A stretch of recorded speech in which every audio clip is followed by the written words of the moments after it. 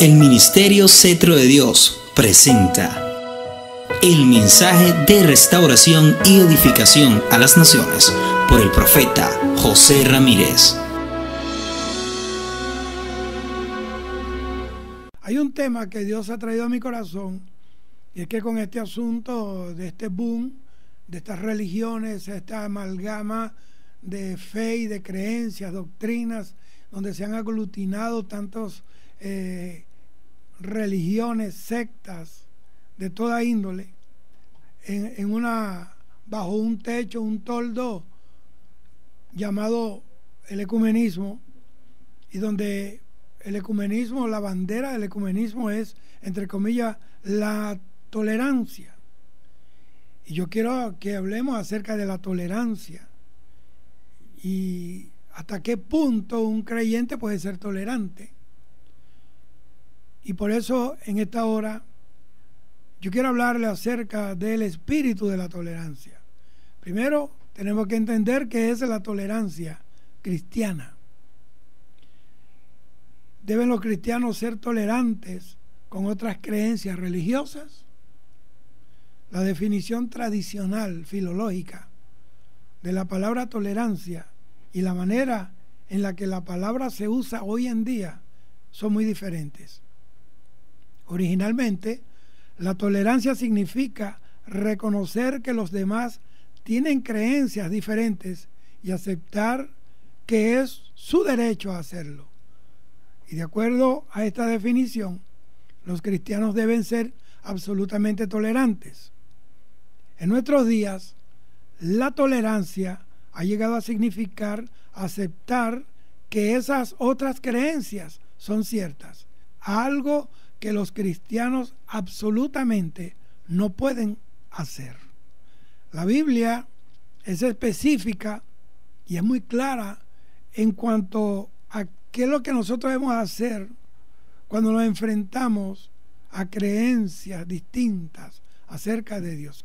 La Biblia es muy clara, específica en cuanto a qué debemos esperar que los demás tengan diferente creencias acerca de Dios. Gálatas 4, versículo 8 dice que los que no conocen al Dios verdadero son esclavos de los que no son dioses. Romanos 1, 18 al 25, ahí explica Pablo que aunque Dios ha dado evidencia de su naturaleza en la creación, muchos se negarán a creer lo que sus ojos les dicen. Y Lucas capítulo 10, versículos 21 y 22, dice el Señor Jesús que en ocasiones es el propósito de Dios que la persona no lo vea. O sea, Dios ha cegado el entendimiento, por lo menos Él cegó el entendimiento de Israel para que nosotros pudiéramos entrar en la promesa. Pero hay muchas maneras, hay muchas veces en que es el propósito de Dios que la persona no lo vea. Dios a menudo cierra los ojos de aquellos que en su orgullo, oiga bien, confían en las capacidades propias para encontrar a Cristo en lugar de buscarle en la humildad de sus corazones. Los cristianos deben tolerar a otros cuando tienen diferentes creencias acerca de Dios. Eso es un principio, digamos, una norma de convivencia. Pero debemos esperar tolerancia a cambio. Mire lo que dice Lucas 6:22. Ahí el Señor dice que somos bendecidos cuando otros nos rechazan porque nosotros seguimos a Cristo. Juan 15:18 dice que cuando el mundo nos odia, necesitamos recordar que lo hacen porque ellos están odiando a Cristo primero que nosotros.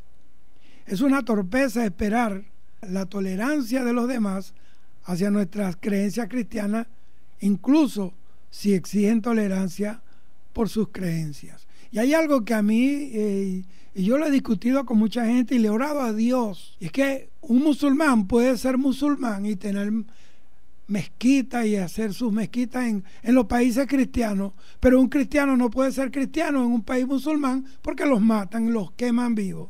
Entonces eso no puede ser. Entonces, ¿de qué rayo de tolerancia se está hablando? Porque métase en internet para que usted vea cómo están matando a los cristianos en la India, en los países del Medio Oriente, porque hay que ser musulmán a juro, porque Mahoma estableció la fe musulmana con la espada. Y entonces ha sido un problema y Dios tiene que hacer algo. Dios también le ha dado a los cristianos cuál debe ser nuestra respuesta cuando nos enfrentamos a la intolerancia. Mateo 5, 43 al 48 dice que debemos amar a nuestros enemigos y orar por ellos. Eso lo dice el Señor.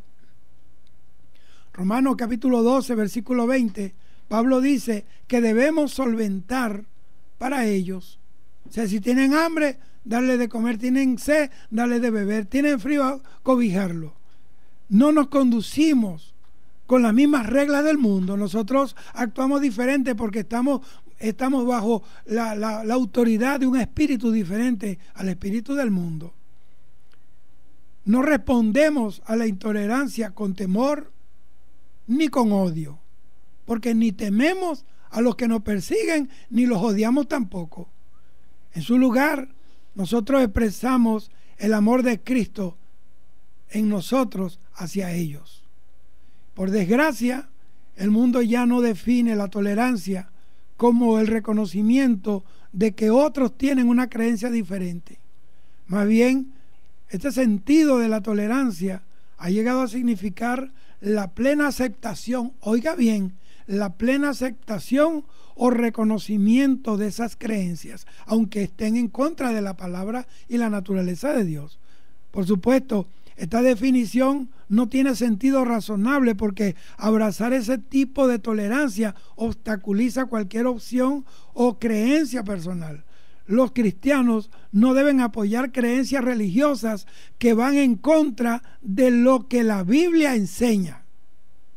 Nosotros tenemos una norma de fe y conducta, y es la Biblia. Dios no tiene dos reglas morales, Dios tiene una sola regla. En Dios no hay mudanza ni sombra de variación. El problema con la tolerancia, tal como se entiende ahora, hoy en día, es aquella que rechaza la posibilidad de que existe la verdad objetiva o absoluta. La Biblia enseña que la verdad existe, que Dios es la verdad y que debemos seguir en su verdad. Juan capítulo 1, versículos 14 y 17 dice que Jesús, que vino del Padre, nos da la verdad. Juan capítulo 8, versículo 32, junto a Romanos 6, 16 al 23, dice que la verdad nos libera del control del pecado. La Biblia también es clara con respecto a los que ocultan o distorsionan la verdad en nombre de la tolerancia. Romanos capítulo 1, versículo 18 dice que quien obstaculiza la verdad recibirá la ira de Dios. En Mateo capítulo 28, versículos 19 y 20, Jesús dice que nuestra misión es enseñar a otros la verdad acerca de Él. Primera de Corintios capítulo 13, versículo 6, Pablo dice que el amor no se goza en la injusticia, mas se goza de la verdad. Juan 14, 6 dice Jesús que Él es la verdad. Aunque los cristianos pueden reconocer el derecho de los demás a tener creencias diferentes, no podemos permitir que esas creencias no sean desafiadas por una simple razón. Es opuesto al amor, es opuesto a la palabra de Dios, y Jesús nos llama al amor. Lucas capítulo 10, versículo 25 al 37, ahí está expreso la voluntad de Dios en cuanto a expresar la voluntad de Dios en el amor. Por mantener la doctrina de Cristo, el mundo nos va a llamar intolerantes, pero podemos mitigar el daño siendo intolerantes de la forma en que Dios nos enseña. Oiga bien, óigame bien, primero debemos capacitarnos en lo que creemos. Primera de Pedro, capítulo 3, versículo 15 dice: sino santificad a Dios el Señor en vuestros corazones y estad siempre preparados para presentar defensa con mansedumbre y reverencia ante todo el que os demande razón de la esperanza que hay en vosotros. Segundo, necesitamos saber cómo enseñar lo que creemos.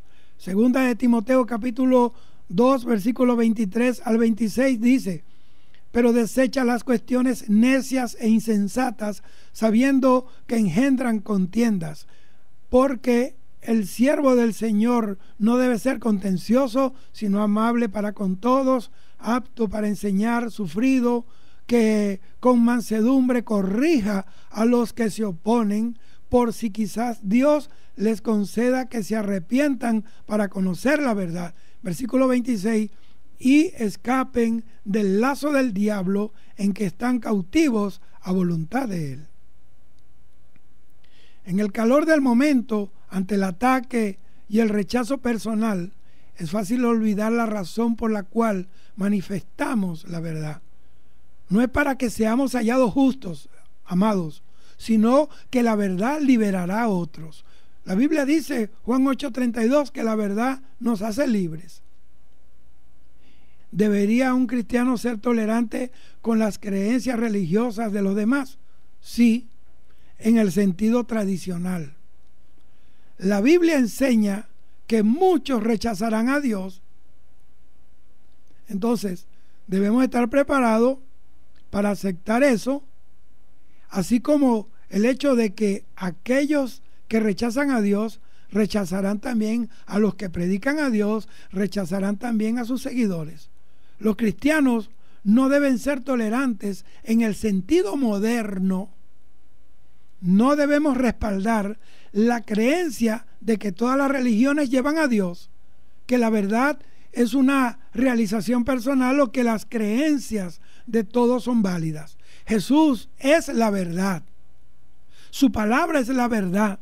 Los cristianos están llamados a tolerar, incluso a amar a estas personas sin aceptar sus falsas creencias.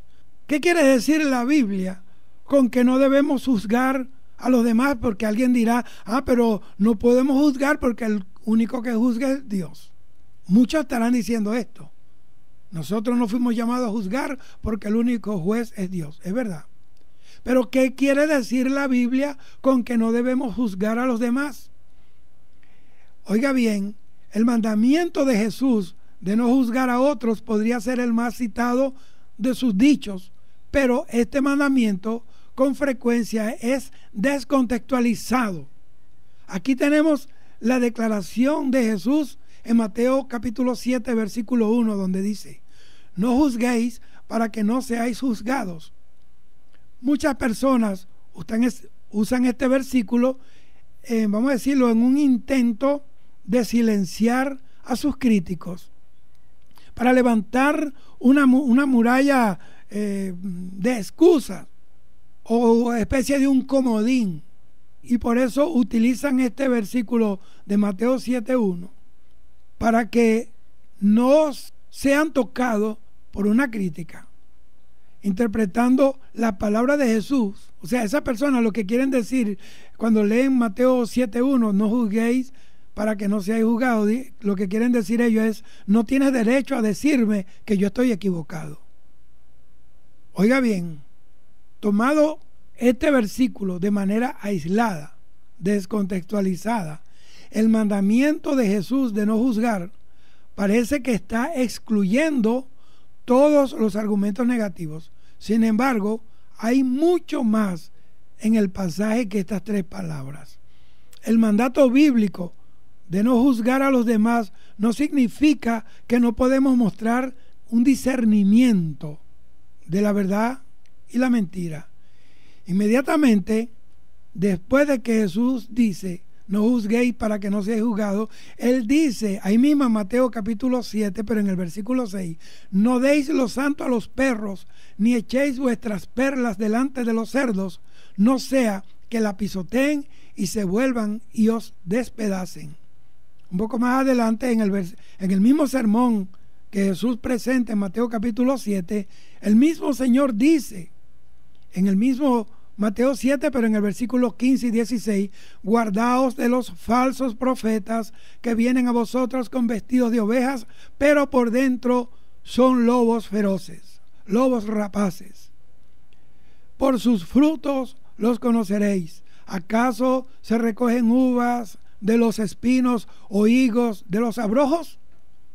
Entonces, ¿cómo podemos discernir quiénes son los perros y cerdos y los falsos profetas, a menos que tengamos la capacidad de hacer un juicio sobre doctrinas y hechos?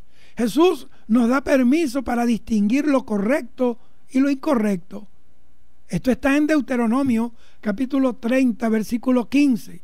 Dice: mira, yo he puesto delante de ti hoy la vida y el bien, la muerte y el mal. Además, el mandato de la Biblia de no juzgar a los demás no significa que todas las acciones son igualmente morales o que la verdad es relativa. La Biblia enseña claramente que la verdad es absoluta, objetiva, eterna e inseparable de la naturaleza de Dios, porque Él es la verdad. Él es la fuente de la verdad. En Él no hay mentira. Ahora, cualquier cosa que contradice la verdad es una mentira. Claro está que llamar a algo mentira es emitir un juicio. Llamar al adulterio, al asesinato, a la falsa adoración pecado es también juzgar. Porque cuando usted sabe que hay adulterio, usted está juzgando una acción. Pero igualmente es recordar que nosotros no estamos hablando de nuestra propia humanidad, sino que esto es concordar con Dios. Porque la Biblia dice que el que es de Cristo, un espíritu es con él.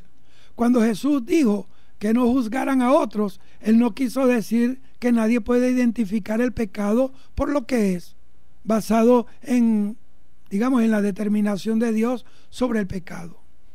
El mandato de la Biblia de no juzgar a los demás no significa que no exista ningún mecanismo para examinar el pecado. Dios en las Escrituras nos ha proporcionado el libro de los jueces. ¿Por qué usted cree que está el libro de los jueces? Es el 7º libro de la Biblia, comenzando por Génesis. Los jueces del Antiguo Testamento fueron levantados por Dios mismo. Jueces capítulo 2, versículo 18 dice así: y cuando Jehová les levantaba jueces, Jehová estaba con el juez y los libraba de mano de los enemigos todo el tiempo de aquel juez, porque Jehová era movido a misericordia por sus gemidos a causa de los que los oprimían y afligían. Y quiero tocar ahora mismo, quiero resaltar un aspecto en esta enseñanza que debe ser muy especialmente atendido, y que el sistema judicial moderno, incluyendo sus jueces, es una parte necesaria en la sociedad. Al decir no juzguen, Jesús no estaba diciendo que todo es válido. No, Él no quiso decir eso. Él no dio licencia para que todo el mundo hiciera lo que le placiera. En otro pasaje de la Biblia, Jesús directamente nos ordena juzgar. Juan capítulo 7, versículo 24. Mire lo que dice: no juzguéis según las apariencias, sino juzgad con justo juicio. Aquí tenemos un indicio sobre el tipo correcto de juicio en contraste con el tipo equivocado de juicio. Tomando este versículo y algunos otros, podemos hacer una descripción del tipo pecaminoso de juicio. Por ejemplo, el juicio superficial es incorrecto. El pasaje de Juan 7:24 nos habla de hacer este tipo de juicio. El juzgar a alguien basado únicamente en las apariencias es pecaminoso. Es de necios arribar a conclusiones antes de investigar los hechos. En el libro de Proverbios capítulo 18 versículo 13 dice: al que responde palabra antes de oír le es fatuidad y oprobio. En Lucas capítulo 7, versículo 35 al 50, Jesús ahí narra la ocasión cuando Simón el fariseo, él invitó a cenar a Jesús a su casa, y éste juzgó a una mujer por su apariencia y por la reputación de aquella mujer, pero no pudo ver que la mujer había sido perdonada. Por esta causa Jesús reprendió a Simón, al fariseo, debido a su juicio injusto. Eso está en Lucas capítulo 7, versículo 36 al versículo 50. El juicio hipócrita es pecado. El mandamiento de Jesús de no juzgar a otros, en Mateo capítulo 7, versículo 1, está precedido por comparaciones con hipócritas. Mateo capítulo 6, versículo 2, versículo 5 y versículo 16 respectivamente dice: cuando pues des limosna, no hagáis tocar trompeta delante de ti, como hacen los hipócritas en las sinagogas y en las calles, para ser alabado por los hombres.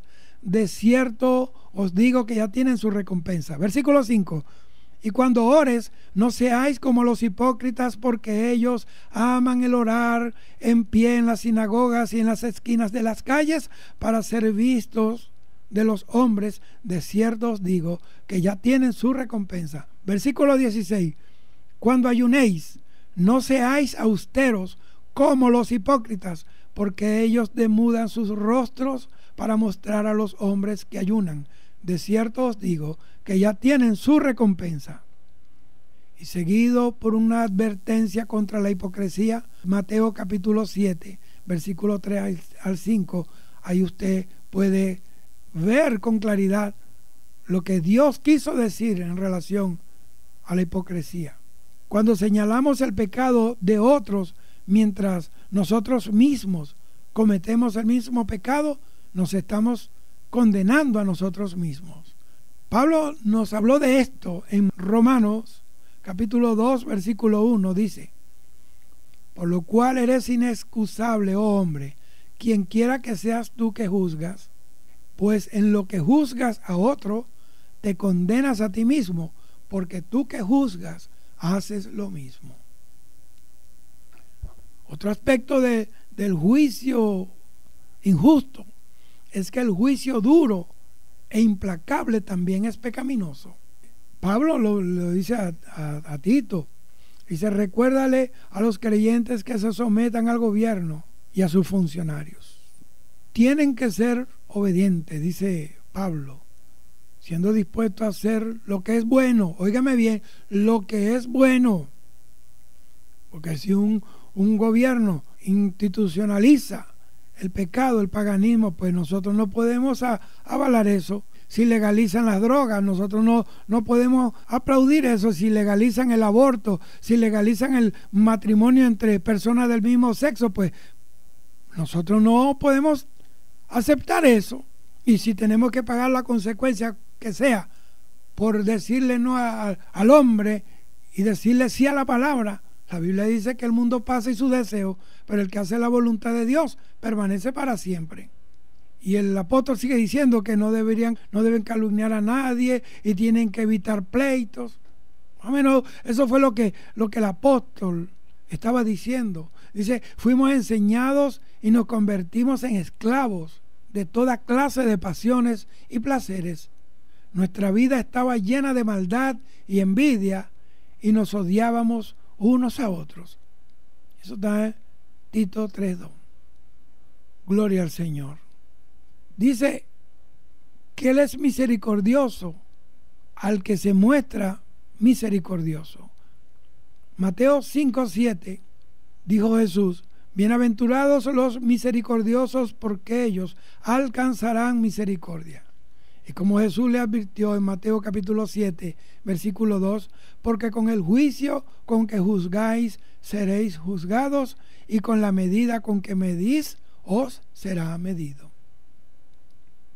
De igual manera, la justicia propia es pecado.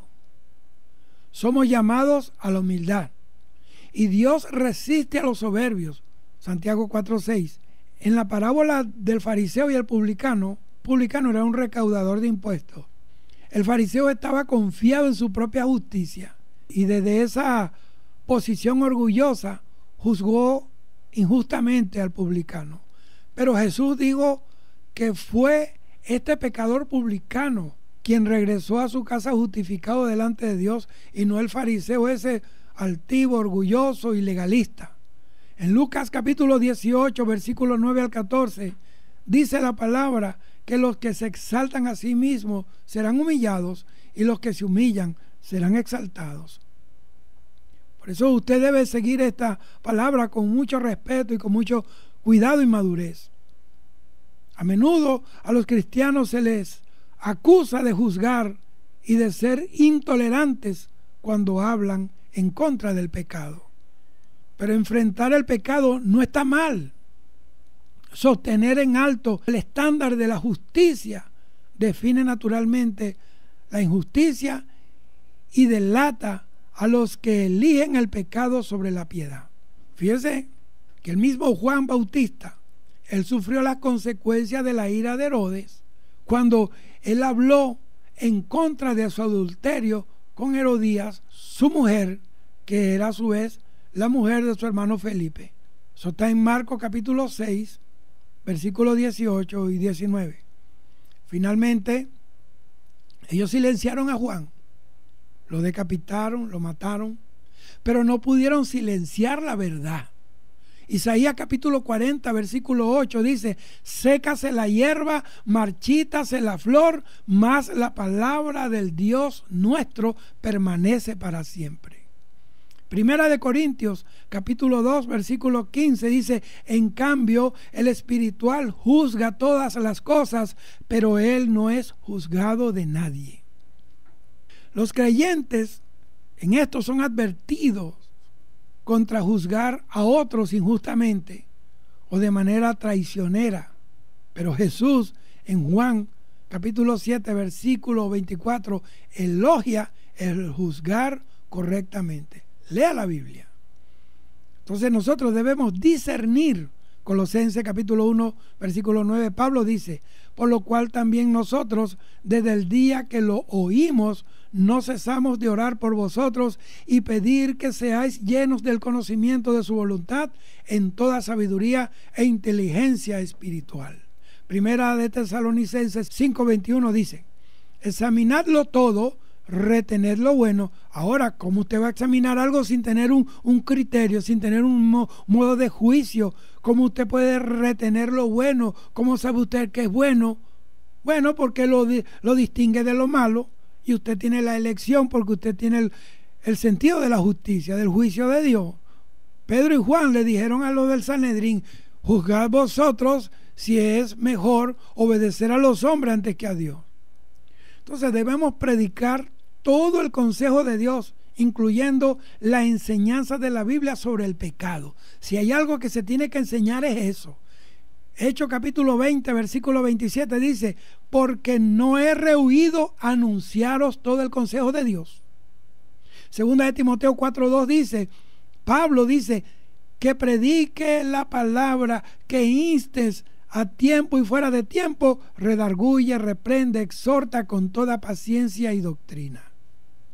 Entonces, debemos confrontar amablemente al hermano o a la hermana que está errada. Gálatas 6:1 dice que debemos, si vemos a un hermano en el error, bueno, no consideremos a nosotros mismos, no sea que seamos tentados también y caigamos. Debemos practicar la disciplina de la iglesia. Mateo capítulo 18 versículo 15 al 17, que por razones de tiempo yo no voy a leer. Debemos discernir la verdad en amor. Efesios capítulo 4 versículo 15. Ahora, la Biblia dice a los cristianos que no juzguen.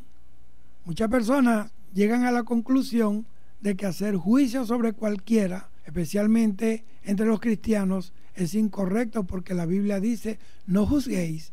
Mateo 7:1. Oiga bien,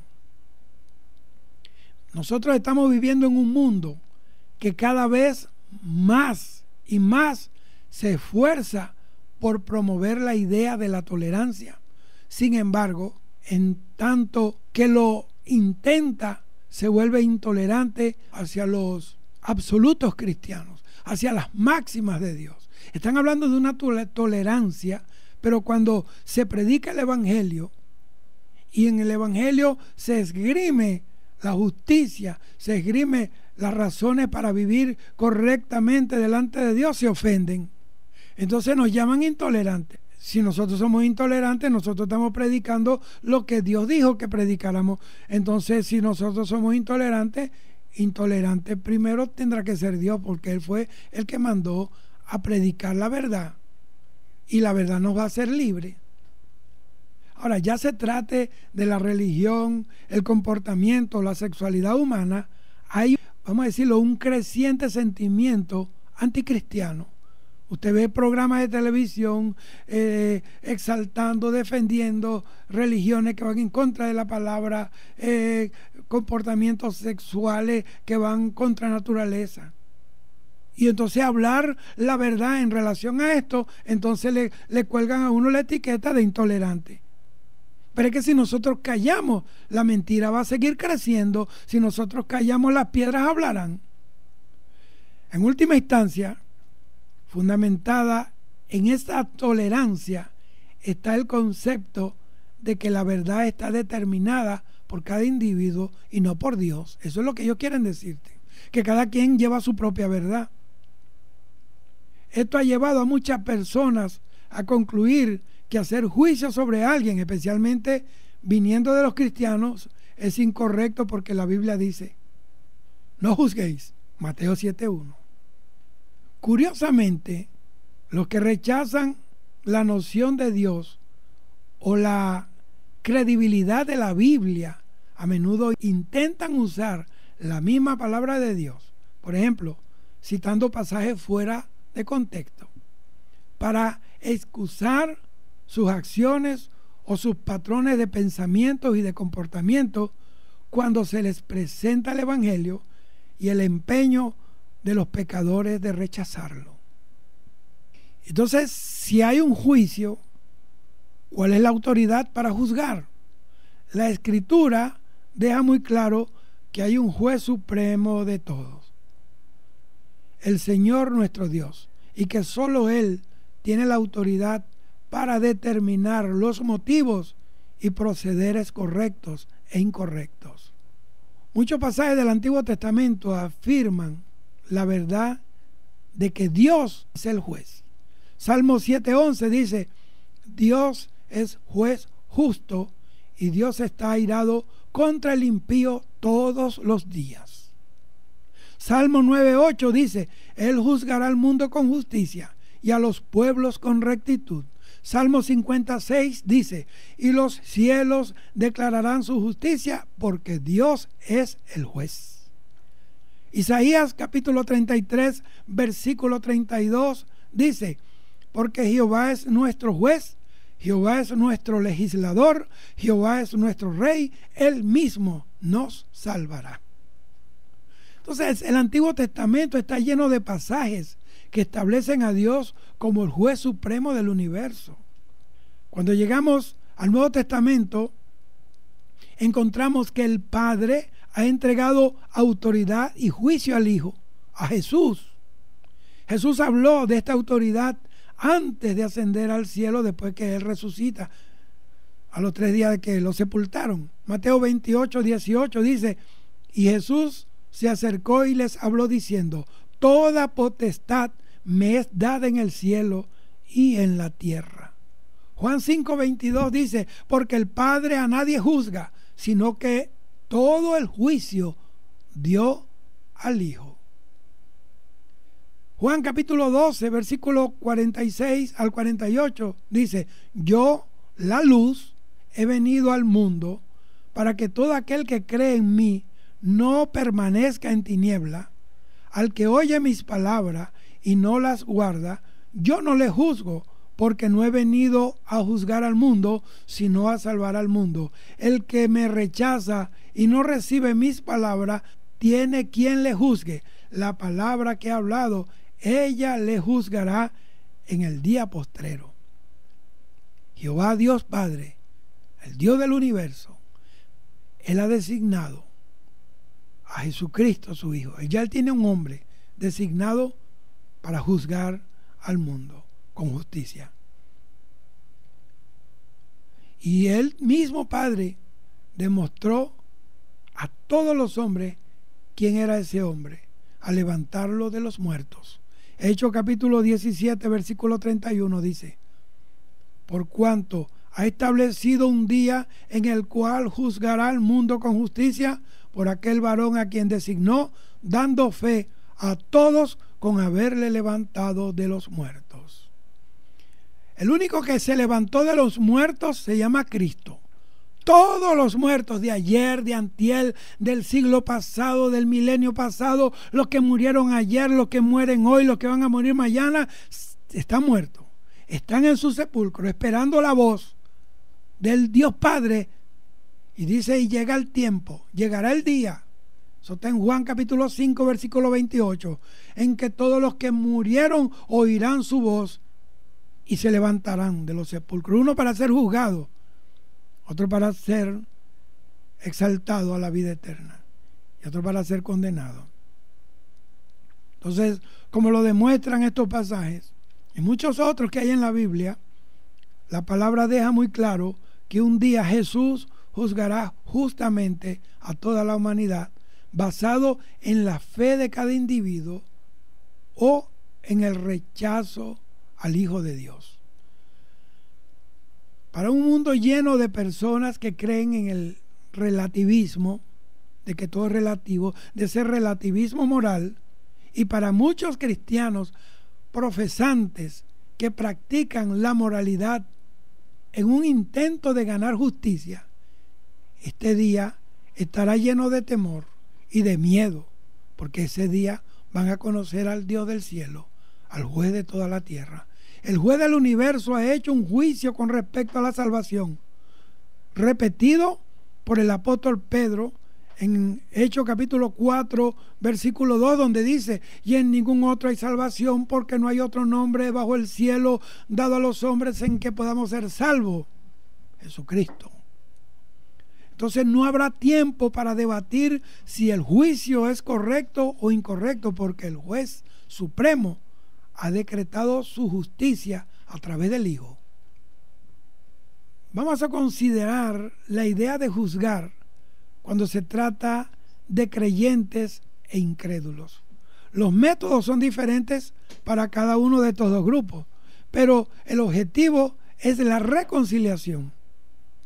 Los incrédulos necesitan conocer a Cristo y reconciliarse con Él, y los creyentes necesitan crecer y madurar en Cristo y reconciliarse unos con otros. Este es el problema, que los incrédulos necesitan reconciliarse con Dios, pero los creyentes tenemos que reconciliarnos nosotros mismos.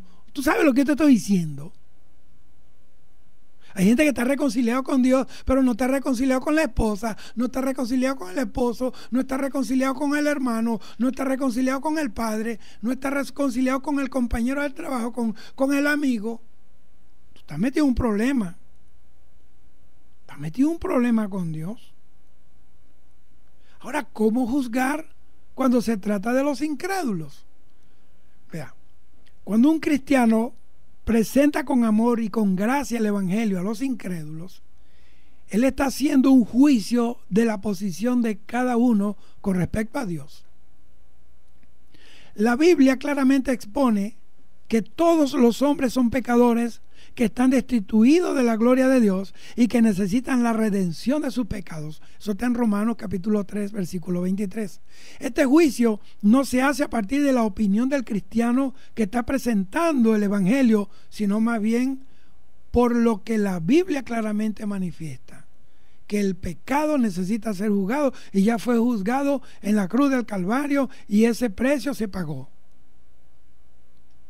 Por eso es que Pablo dice: ¿cómo escaparemos si descuidamos una salvación tan grande? Él juzgó que su salvación era demasiado grande para ser descuidada. No podemos ser negligentes. Ahora, la afirmación de que los cristianos no deben juzgar a menudo se hace cuando se trata de temas como el aborto, el adulterio, la homosexualidad, digamos, y el matrimonio entre personas del mismo sexo. Cada un cristiano dice, por ejemplo, que la conducta homosexual es un pecado y que el matrimonio entre personas del mismo sexo es incorrecto. A menudo se le presenta objeciones como la siguiente: ¿quiénes son ustedes para juzgar a dos personas que se aman? Yo vi un pastor en Estados Unidos que había casado a un par de pájaros de estos, y entonces llegó un pastor y lo reprendió, porque creo que era el programa de Geraldo Rivera. Yo no sé si ese hombre estará vivo. Entonces eso era el programa de Geraldo Rivera, era un hombre muy oído. Y el pastor conservador, temeroso de la palabra, bueno, lo llamó y lo reprendió. Le dijo que eso era tan malo lo que había hecho. ¿Y sabe qué dijo este pastor? Le dijo que el que estaba en pecado era él, porque no entendía que estos hombres, el amor era tan grande que se pusieron a que los condenaran y los persiguieran. Ese era un amor más grande, uno de los amores más grandes que se pueden tener en la tierra. Señor, reprenda al diablo. Entonces, porque usted ve, cuando la gente trata de ponerle una etiqueta de legalidad a lo que la Biblia ilegaliza, entonces es un problema. Entonces te dicen, ¿quién te crees tú? Diciéndole a alguien a quienes ellos pueden o no pueden amar. Tú eres un pecador también, ¿sí? Es cierto, somos pecadores, pero ya no practicamos el pecado, somos pecadores arrepentidos. Jesús le dijo, vete, tus pecados te son perdonados, no peques más. Las cosas viejas pasaron y aquí que todas son hechas nuevas. O te dicen, la vida privada de alguien no es asunto tuyo, no lo juzgues. Que cada quien haga de su vida un saco. No, nosotros estamos aquí como luz del mundo. Porque si no los reprendemos, ellos se van a ir al infierno por la eternidad. Pero Dios nos va a llamar a nosotros, porque nosotros tenemos la palabra para que ellos se detengan. Y si no se quieren arrepentir, por lo menos van a tener un testimonio de que tuvieron la oportunidad de cambiar y no lo hicieron. Algunas personas incluso, yo estoy hablando de este tema porque yo me he encontrado hace un mes y algo con este tema. Mire, ha sido un tema recurrente. Gente que han tratado de injertar la cizaña en la raíz del trigo y no se puede. Entonces algunas personas citan, por ejemplo, Mateo 7:1, no juzguéis a nadie, donde Cristo dijo durante el sermón de la montaña, no juzguéis para que no seáis juzgados. Por supuesto, cuando citan este versículo con respecto a tales situaciones, lo citan fuera de contexto para apoyar sus declaraciones engañosas. Cuando consideramos el concepto de juzgar, especialmente en lo que se refiere al sermón del monte, al sermón de la montaña, Cristo nos amonesta que debemos discernir, no condenar. Una cosa es juzgar y otra cosa es condenar. Usted puede juzgar, mas no condenar. Lo va a condenar la palabra, como se lo acabo de leer, lo dijo Jesús. Pero usted tiene que tener el criterio del juicio, porque si no, en su casa no va a haber reglas. En su casa usted tiene que juzgar si la conducta de sus hijos va en conforme a la palabra de Dios. Usted tiene que juzgar si lo que se ve en la televisión o esos medios de entretenimientos son aprobados por Dios. Usted tiene que juzgar para que no seamos condenados con el mundo, dice Pablo. Hay problemas, digamos, deductivos, significativos con la afirmación de que los creyentes no deben juzgar. La primera se hace evidente cuando nosotros leemos el contexto de Mateo capítulo 7, versículo 1, donde el Señor dice, no debemos juzgar a nadie para que no seamos juzgados. Porque la palabra de Dios dice que con la misma medida con que medimos, seremos juzgados. Y inclusive ahí el Señor habla, ¿y por qué te preocupas de la astilla en el ojo de tu hermano cuando tú tienes un tronco en el tuyo? ¿Cómo puedes pensar en decirle a tu amigo: déjame ayudarte a sacar la astilla que tienes en el ojo cuando tú tienes una viga que te atraviesa la cabeza de 100 a 100. Y él dice: hipócrita, primero quita el tronco, quita la estaca que te atraviesa la cabeza, y después puedes ir y ocuparte de la astilla del ojo de tu amigo, de tu hermano. Eso está en Mateo capítulo 7, versículo 1 al 5. Entonces, aquí Cristo está advirtiendo a los creyentes contra hacer juicios de una manera hipócrita o condenatoria. Ese tipo de juicio es una característica frecuentemente asociada con los fariseos durante el ministerio de Jesús. Muchas personas que citan "no juzguen" en Mateo 7.1 no se dan cuenta del mandamiento a juzgar en Mateo 7.5, cuando dice: después verás lo suficientemente bien y podrás ocuparte de la astilla en el ojo de tu hermano. El punto que Jesús enfatiza aquí es el de juzgarnos a nosotros mismos primero, antes de hacer juicios sobre otros. Eso es básicamente lo que el Señor quería hacer. Ahora bien, en un contexto más amplio, Jesús está diciendo a los creyentes que deben discernir cuando se trata de enseñanzas falsas y falsos profetas, porque ellos parecen cristianos, pero su objetivo es extraviar al rebaño. Mateo capítulo 7, versículo 15 al 20, y Lucas capítulo 6, versículo 43 al 45.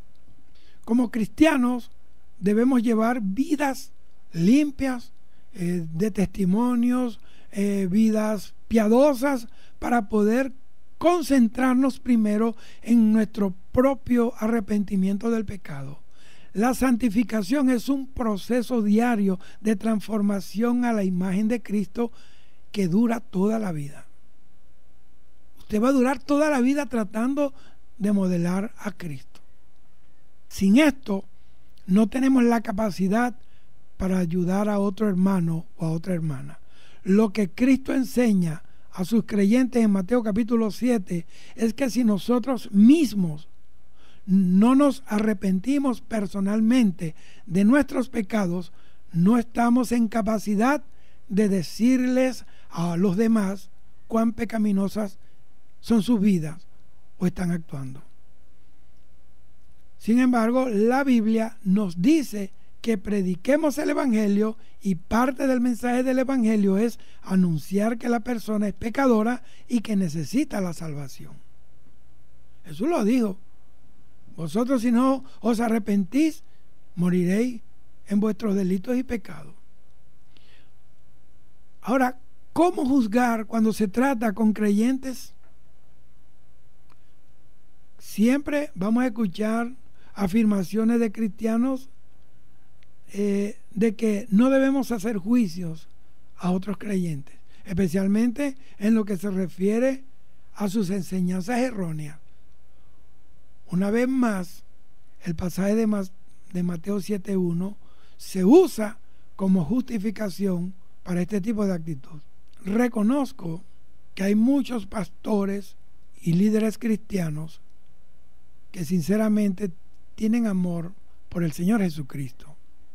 Estos hombres han guiado a muchos a Cristo. Trabajan diligentemente con mucha perseverancia para el reino de Dios y ministran al rebaño del Señor porque han sido transformados por la obra terminada de Cristo en la cruz del Calvario y su resurrección de entre los muertos. Sin embargo, al igual que el resto de nosotros, son falibles y pueden caer en el error. La Escritura provee muchos ejemplos de cómo el pueblo de Dios puede caminar en error, que se remonta a los reyes de Israel y de Judá, y antes también. De los 39 gobernantes de Israel y Judá, después del tiempo de Salomón, solo 8 de ellos trataron de revertir el mal sus predecesores habían traído sobre el pueblo. que habían introducido en el reino. Primera de Reyes, capítulo 1, capítulo 2, todos de Judá, todos ellos eran de Judá. Solo 8 de ellos vieron la depravación a su alrededor y ellos trataron de hacer algo para cambiar eso, se movieron con fuerza, con diligencia para cambiar esa realidad de pecado que había. Sin embargo, estos reyes piadosos también tuvieron fracasos. Estos 8 reyes también, sus historias fueron empañadas porque no lograron derribar los lugares altos. Primera de Reyes capítulo 15 versículo 11, Primera de Reyes capítulo 14, Primera de Reyes 22, 43, Segunda de Reyes capítulo 12 versículos 2 y 3, y sucesivamente. Hay otras citas bíblicas que por razón de tiempo no las nombro ni las leo. Al entrar en Canaán, a los israelitas se les ordenó destruir todo, incluyendo los lugares de culto pagano en las montañas altas. En lugar de destruirlos, los israelitas los convirtieron en centros de adoración adicionales al templo que Dios había mandado a levantar. Contrariamente a lo que les había ordenado Dios, porque deducimos entonces que aún los creyentes más piadosos son capaces de caer en el error. Por eso es que la Biblia dice que el que esté firme mire que no caiga, pero para eso tenemos la palabra de Dios. Primera de Juan capítulo 2 versículo 1 y 2 dice: amados, estas cosas os escribo para que no pequéis. Para eso está la palabra.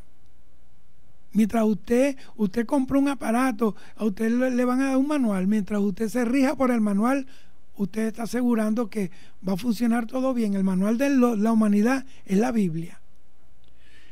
El mensaje central que yo manifiesto es el de defender la autoridad bíblica y proclamar el Evangelio, lo cual va a traer controversia cuando se trata del tema de juzgar. Por ejemplo, al tratar el tema de la adoración desde una perspectiva bíblica, señalo que hay muchos cristianos, incluyendo líderes cristianos, que no entienden que mucho de lo que es llamado adoración no lo es. Y que tenemos que aprender que no podemos hacerlo a nuestra manera, adorando a Dios como nosotros queremos, como nos da la gana. Hay música que los cristianos llaman adoración, que no es adoración, es una ofensa a la santidad de Dios. Yo he oído música cristiana que es un basurero. Entonces, expongo esta dificultad, no para hacer juicios duros sobre la persona o su andar espiritual, sino para mostrar la inconsistencia, como todos podemos tener, de un líder cristiano hacia la verdadera adoración cristiana y las implicaciones negativas que pueden tener sobre el resto del pueblo y sobre el resto de la Escritura. La iglesia, y más específicamente cada creyente, debe estar dedicado a sostener la autoridad de la Biblia y dar respuesta para señalar aquellas posiciones de compromiso que están realmente socavando la palabra de Dios y su autoridad. Cuando hacemos esto, a menudo se nos dice que no somos amorosos o que no tenemos misericordia y que no deberíamos estar haciendo juicios a otros al señalar errores en su enseñanza doctrinal. Pero como uno no va a hablar, hermano, yo oí un hombre hablando hace poco de que la salvación no se pierde. Señor, reprenda al diablo. Hermano, impresionante. Y estoy hablando de gente que tienen años en el Señor, que tienen años pastoreando. Que la salvación no se pierde, que lo que se pierde es la relación. Hermano, si usted no tiene relación con Dios, ¿cómo usted se va a ir con Dios? Usted no puede irse al rapto de la iglesia, usted no puede ser levantado si no tiene una relación personal, estrecha y sincera con Dios. ¿Cómo dos personas pueden vivir en el mismo cuarto y se aman pero no se hablan, no se tratan? ¿Qué amor es ese? Hermano, yo le voy a decir una cosa, nuestra relación con Dios está fundamentada en un diario vivir con Él, en un contacto diario con Él, en una alabanza, una adoración, la expresión de nuestra gratitud. Y como aquellos 24 ancianos se postran delante del Señor y arrojan sus coronas a sus pies y lo adoran. ¿Cómo no va a juzgar uno esto si tanta gente oyendo estos disparateros? Que la salvación no se pierde, y por eso tú lo ves bebiendo aguardiente, bebiendo cerveza con mujeres y parrandeando, embarazando mujeres, echando lavativa, pero como ellos no ellos no se pierden. Oye, hermano, si yo no me voy a perder, entonces ¿para qué me estoy cuidando? La Biblia dice que debemos cuidar nuestra salvación con temor y temblor. La Biblia dice, escuchen lo que dice la Biblia. Jesús le decía a la gente: vete y no peques más. Bendito sea que el que peca deliberadamente, lo que le espera es una horrenda expectación de juicio. Y algunas personas se ofenden y dicen que como creyentes debemos centrarnos en amar a los demás y no ser divisivos. Bueno, si el Señor nos mandó a separar lo bueno de lo malo. La Biblia dice: si entre sacar lo precioso de entre lo vil, serás como mi boca, dice la Biblia. Aquella mujer le dijo a Elías, aquella viuda de Sarepta, le dijo: ahora conozco que eres un santo varón de Dios y que la palabra de Dios es verdad en tu boca. Juzguen si yo estoy hablando en mi carne o estoy hablando por la palabra. Ahora, usted está en una reunión donde usted tiene que hablar acerca de un flagelo, por ejemplo, el alcoholismo.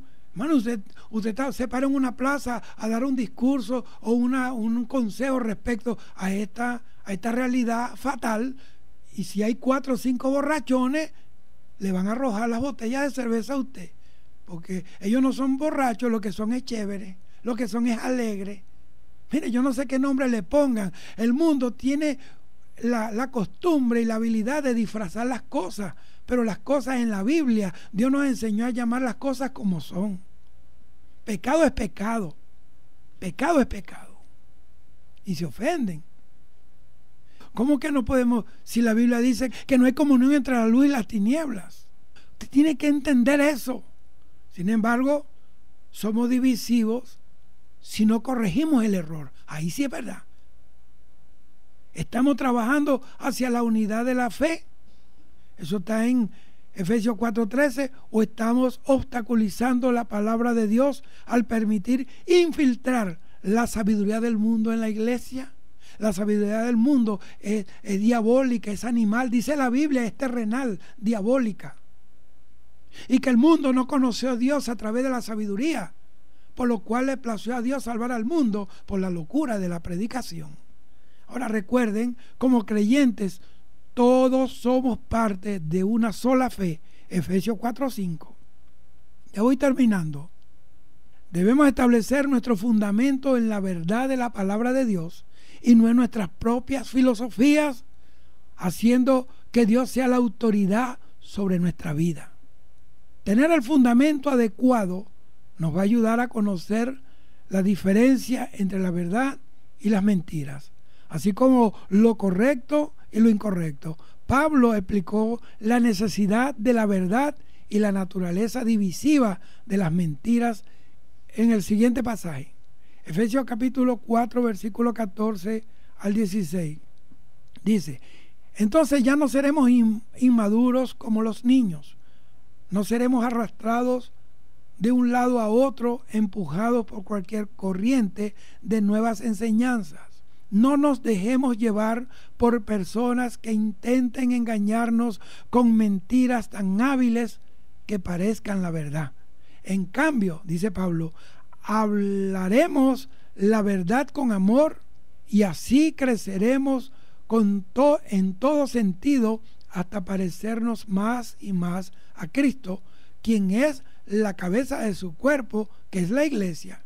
Y termina diciendo: Él hace que todo el cuerpo encaje perfectamente y cada parte, al cumplir con su función específica, ayude a que las demás se desarrollen, y entonces todo el cuerpo crece y está sano y lleno de amor. Estamos siendo amorosos si permitimos que nuestros hermanos permanezcan en el error, incluso engañen a otros. Mire, yo le voy a decir algo, la Biblia dice que es mejor reprensión manifiesta que amor oculto. Por supuesto que no. Eso no es amor, permitir que los hermanos sigan en el error y que engañen a otros. Amar a los demás requiere que los corrijamos en gracia y mansedumbre cuando caigan en el error.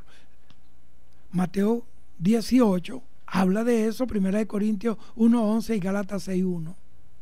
Y que nosotros debemos, cuando nuestro hermano está en el